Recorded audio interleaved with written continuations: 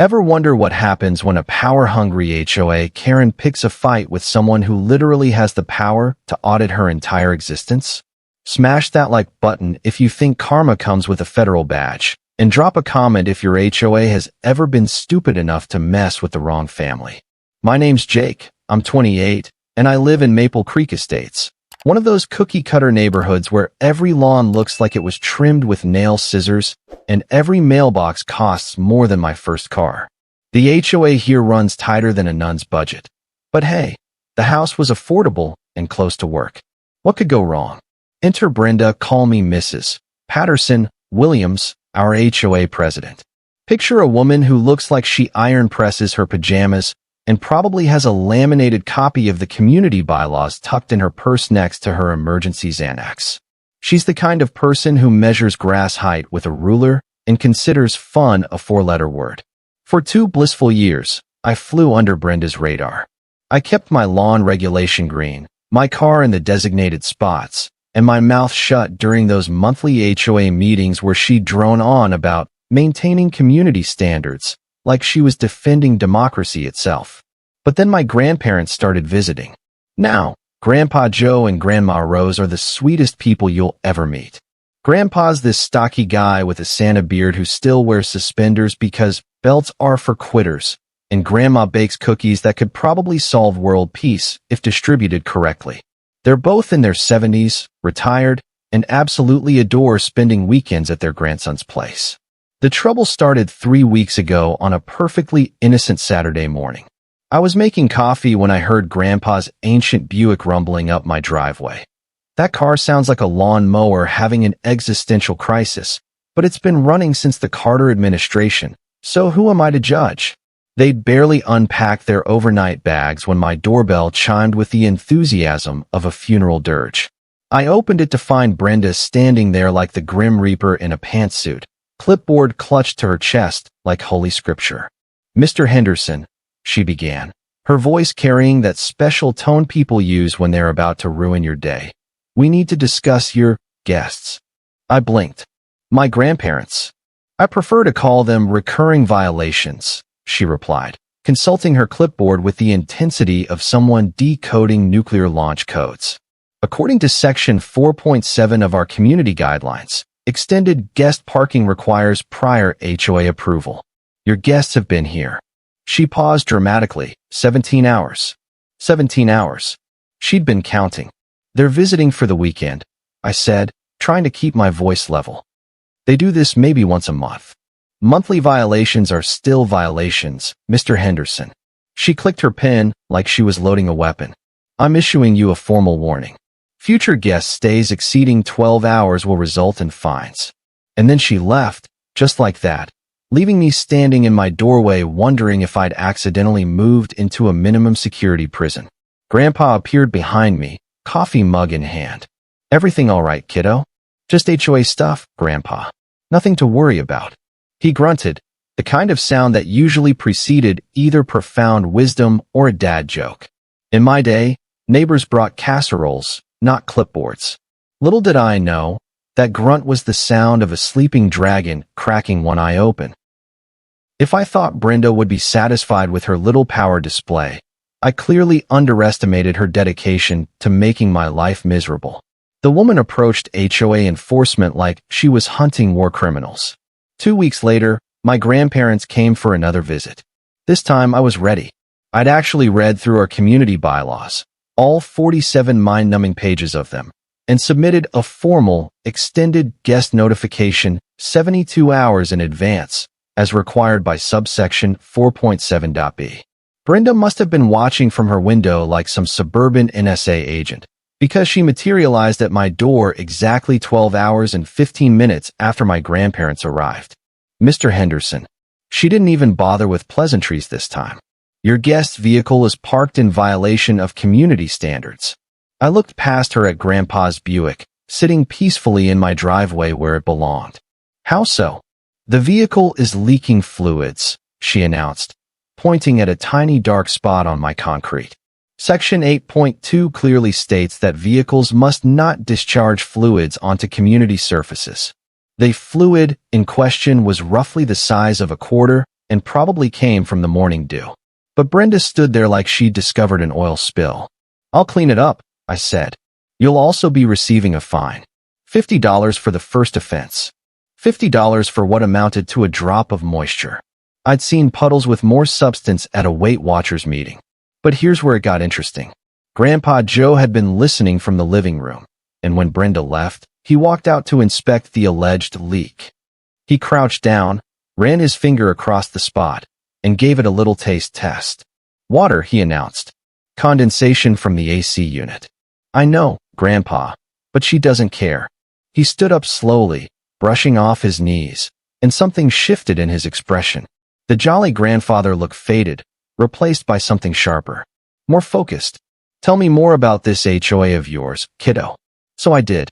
I told him about Brenda's reign of terror, the ridiculous fines, the neighbors too scared to speak up, the way she treated our community like her personal kingdom. Grandpa listened with the kind of attention he usually reserved for baseball games and Grandma's cooking. "Interesting," he murmured when I finished. "What's this woman's full name again?" "Brenda Williams. But she makes everyone call her Mrs. Patterson. It's her maiden name. She thinks it sounds more authoritative." Grandpa pulled out his phone, one of those ancient flip phones that looks like it could survive nuclear war, and made a note. "And she lives where?" "The big house at the end of Maple Drive. The one with the fountain that runs 24/7. Another note. "Fountain, you say?" The way he said it made me pause. There was something almost predatory in his tone, like a cat that had just spotted a particularly fat mouse. "Grandpa, what exactly did you do before you retired?" He smiled, and for the first time in weeks, I felt something that might have been hope. "Government work, kiddo. Very boring government work." "Right. And sharks are just misunderstood fish." If I thought Grandpa Joe was going to fade quietly into retirement after that conversation, I clearly didn't know my own family. The man approached Brenda's HOA situation like he was planning the D-Day invasion, except with more coffee and significantly more passive-aggressive note-taking. His next visit wasn't the usual weekend affair. He showed up on a Tuesday morning, dressed in what I can only describe as his business casual investigation outfit. Khakis pressed sharp enough to cut paper, polo shirt that had never seen a wrinkle, and a leather folder that screamed, "I have forms, and I'm not afraid to use them."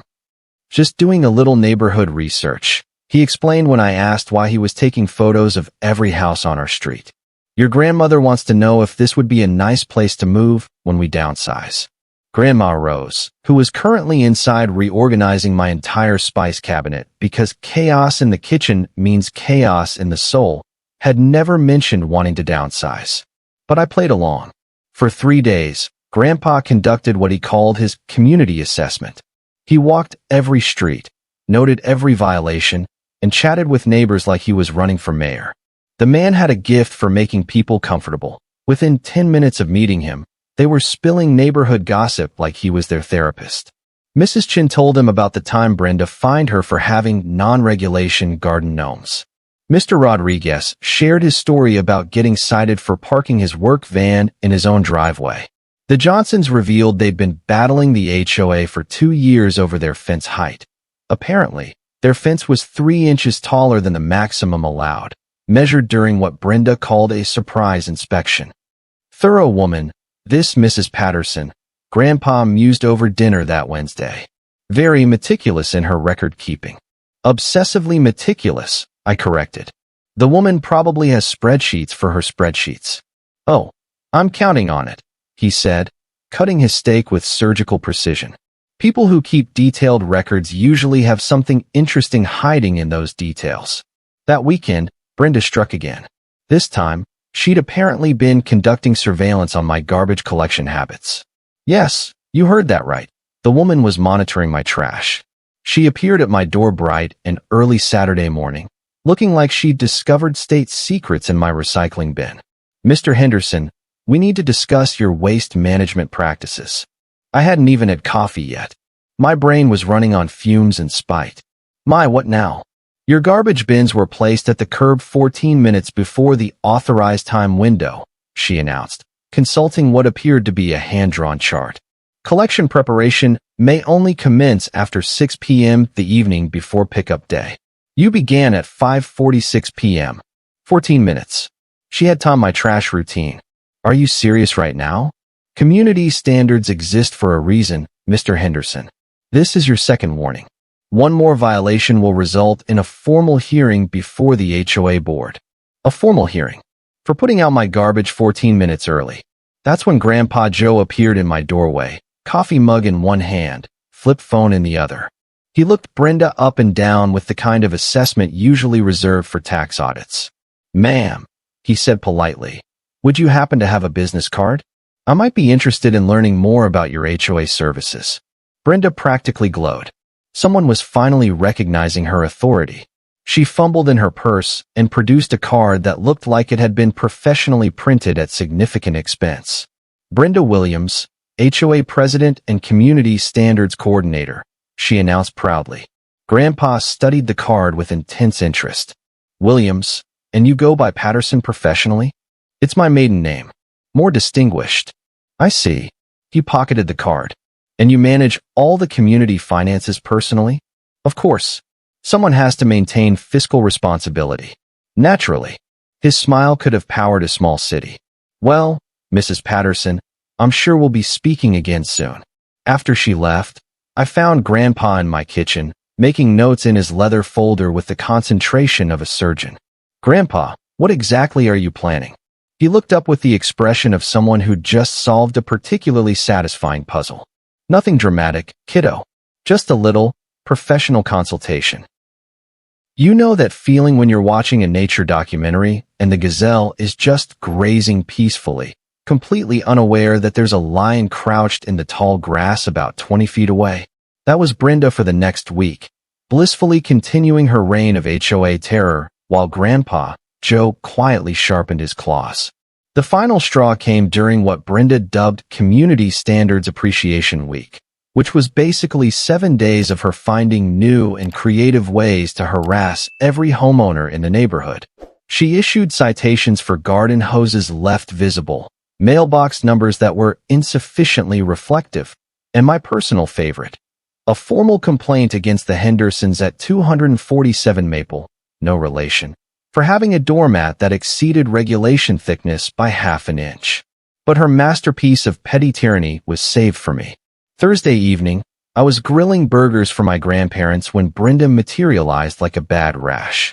She marched across my backyard, without permission, I might add, clipboard in hand and purpose in her step. Mr. Henderson, she barked. This is completely unacceptable. I looked around my yard, trying to spot whatever had triggered her latest meltdown. The grass was regulation height. My grill was positioned appropriately. Even my burger flipper was HOA-approved stainless steel. What's the problem now, Brenda? That's Mrs. Patterson to you. She pointed an accusatory finger at my grandparents, who were sitting peacefully on my patio, Grandpa reading a newspaper and Grandma working on her crossword puzzle. Your guests have exceeded their monthly visitation allowance. They're what? Section 12.4 C clearly states that the same individuals may not visit a residence more than 4 times per calendar month. This is their 5th visit. I stared at her. Even by Brenda's standards, this was reaching new heights of absurdity.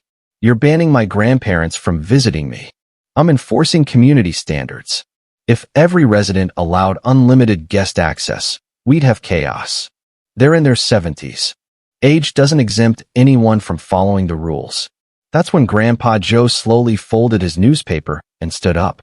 For a man in his mid-70s, he had the kind of presence that could fill a room, or in this case, silence a backyard.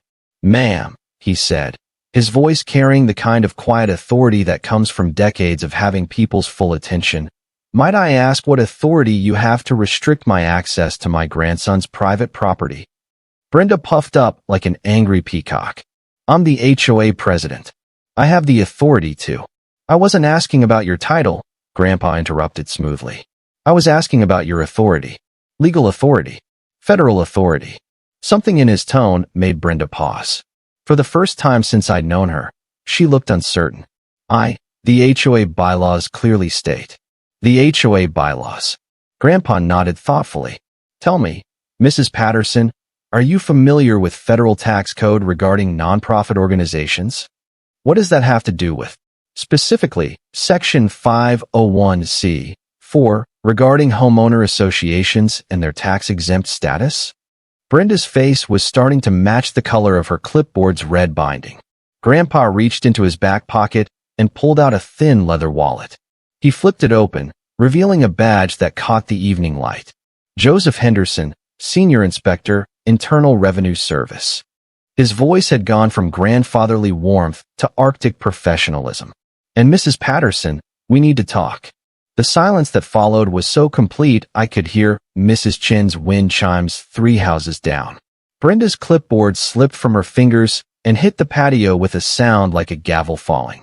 Now then, Grandpa continued, his tone pleasant as Sunday morning. Let's discuss those community finances you manage so personally. What happened next was like watching a controlled demolition, except instead of explosives, Grandpa Joe used spreadsheets, federal tax codes, and the kind of bureaucratic precision that would make a Swiss clockmaker weep with envy. Turns out, when you're a senior inspector for the IRS with 43 years of experience hunting down tax evaders, fraudsters, and general financial miscreants, dealing with one power-hungry HOA president is basically a warm-up exercise. The first domino fell 3 days after the backyard confrontation. I came home from work to find Grandpa sitting at my kitchen table, surrounded by documents like a general planning a siege. "Kiddo," he said without looking up, "your Mrs. Patterson has been very busy. Very creatively busy." He slid a folder across the table. Inside were bank statements, receipts, invoices, and what appeared to be a detailed financial audit that would make the Pentagon's budget review look like a grocery list. "In the past 2 years alone," Grandpa continued, "your HOA has collected $127,000 in dues and fines from residents. According to their filed tax returns, they spent $89,000 on community maintenance and improvements." Okay, that doesn't sound terrible. It wouldn't be, except I took a walk around your neighborhood yesterday. Very thorough walk. He pulled out a photo album that would make a private investigator jealous. Your community improvements consist of 1 bench, 2 replacement streetlights, and about $30 worth of mulch around the main entrance sign. The math was starting to make sense, and it wasn't pretty. Where did the rest go? Well, that's the interesting part. Grandpa's smile had taken on a distinctly predatory quality. It seems Mrs. Patterson has been paying herself quite handsomely for her HOA management services, to the tune of $3,200 per month. Is that legal? It can be, if properly documented and approved by the HOA board. Except, he pulled out another document. Your HOA board consists of exactly 1 person, Mrs. Patterson herself. She's been approving her own salary increases for 2 years. But wait, there was more. She's also been billing the HOA for her personal vehicle expenses, home office costs, and what she calls community inspection equipment, which appears to include a $400 pair of binoculars and a $200 clipboard. The $200 clipboard. Of course. But here's my personal favorite. Grandpa continued, clearly enjoying himself. Last month, she billed the HOA $800 for a community standards training conference in Miami. I called the hotel. The conference was 3 days. She stayed for 8 and charged the entire vacation to HOA funds. So what happens now? Grandpa closed the folder with the satisfaction of someone completing a 1,000-piece puzzle. Now, Mrs. Patterson gets to explain her creative accounting to some very serious people who don't appreciate financial irregularities in tax-exempt organizations. The next morning, I woke up to the sound of multiple car doors slamming outside. I looked out my window to see 3 black sedans parked in front of Brenda's house, along with what appeared to be half the federal government's investigative branch. My phone rang. It was Mrs. Chun. "Jake, are you seeing this? There are government people all over the Patterson house." Through my kitchen window, I could see Brenda being escorted to one of the sedans, still in her bathrobe, clutching her famous clipboard like it might save her. It wouldn't.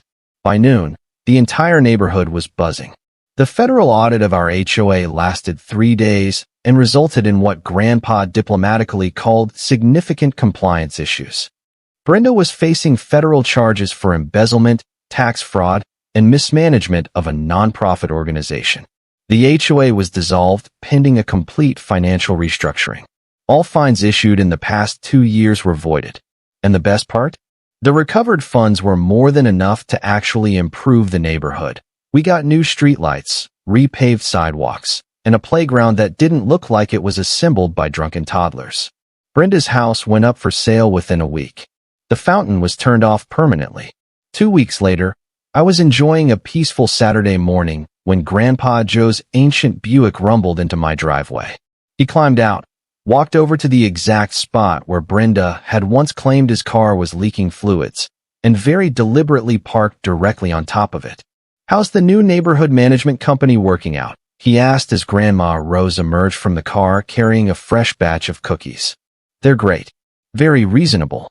They said my grandparents can visit whenever they want, for as long as they want." "Excellent." He grabbed their overnight bags from the trunk. "Because I'm thinking about extending our visits. Maybe making them weekly instead of monthly." "Any particular reason?" He winked. "I hear the fishing's good around here, and someone needs to keep an eye on the new HOA treasurer. Make sure they're following proper financial protocols." As we walked toward the house, I noticed Mrs. Chun hanging Christmas lights in July, Mr. Rodriguez's work van prominently displayed in his driveway, and the Hendersons' slightly too tall fence standing proud and unsighted. The neighborhood felt different, lighter, like we'd all been holding our breath for 2 years and could finally exhale. "Grandpa," I said as we reached my front door, "remind me never to get on your bad side." He chuckled, the sound warm and grandfatherly again. "Don't worry, kiddo. I only audit people who deserve it." And somewhere in the distance, I swear I could hear the ghost of Brenda's clipboard weeping. So there you have it, the story of how my retired grandpa took down an HOA dictator with nothing but patience, paperwork, and the full weight of the federal government. Like this if you think more HOAs need a visit from Grandpa Joe, and comment below if your neighborhood has ever had its own Brenda. Trust me, we all have one. Thank you for being with us. Please share in the comments where you are watching from and whether you liked everything, and see you next time.